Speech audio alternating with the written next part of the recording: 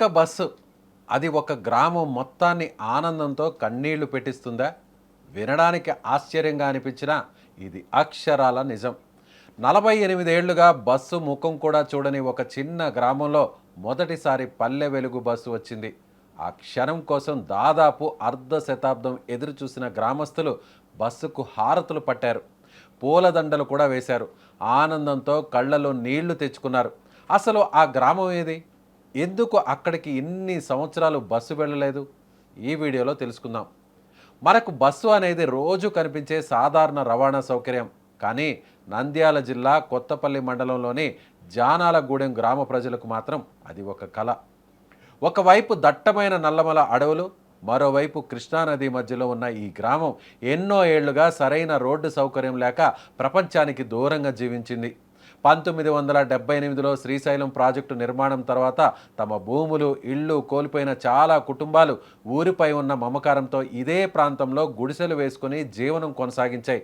కానీ రోడ్డు లేకపోవడంతో బస్సు కూడా రాలేదు. విద్య కోసం, వైద్యం కోసం, నిత్యావసరాల కోసం గ్రామస్తులు దాదాపు 8 కిలోమీటర్లు నడిచి ప్రధాన రహదారి చేరుకోవాల్సి వచ్చేది. అనారోగ్యానికి గురైన వారిని భుజాలపై మోసుకెళ్లిన సందర్భాలు కూడా ఎన్నో ఉన్నాయి. ఒక్కసారి ఆలోచించండి, మన బస్సు 5 నిమిషాలు ఆలస్యంగా వస్తేనే అసహనం వ్యక్తం చేస్తాం. కానీ ఈ గ్రామ ప్రజలు ఒకరోజు కాదు, ఒక సంవత్సరం కాదు, ఏకంగా 48 సంవత్సరాలు బస్సు కోసం ఎదురు చూశారు. ఆ నిరీక్షణ ఎంత బాధాకరంగా ఉంటుందో మాటల్లో చెప్పడం కష్టం. చివరకు గ్రామానికి రోడ్డు నిర్మాణం పూర్తి కావడంతో పల్లె వెలుగు బస్సు సేవ ప్రారంభమైంది. మొదటిసారి బస్సు గ్రామంలోకి ప్రవేశించిన క్షణం అక్కడ పండుగ వాతావరణం నెలకొంది. చిన్నారులు చప్పట్లు కొట్టారు, మహిళలు హారతులు ఇచ్చారు, పెద్దలు పూలదండలు వేసి బస్సును స్వాగతించారు. ఆ దృశ్యం చూసిన వారందరి కళ్ళలో ఆనంద బాష్పాలు మెరిశాయి.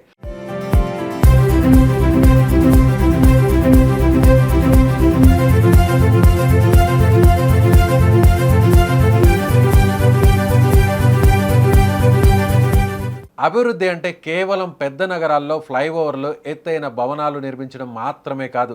దశాబ్దాలుగా ఎదురు చూస్తున్న ఒక చిన్న గ్రామానికి బస్సు సౌకర్యం కల్పించడం కూడా నిజమైన అభివృద్ధే.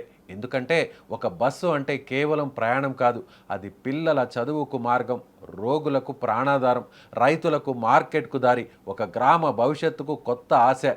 జానాలగూడెం కథ మనకు ఒక విషయం స్పష్టంగా చెబుతుంది.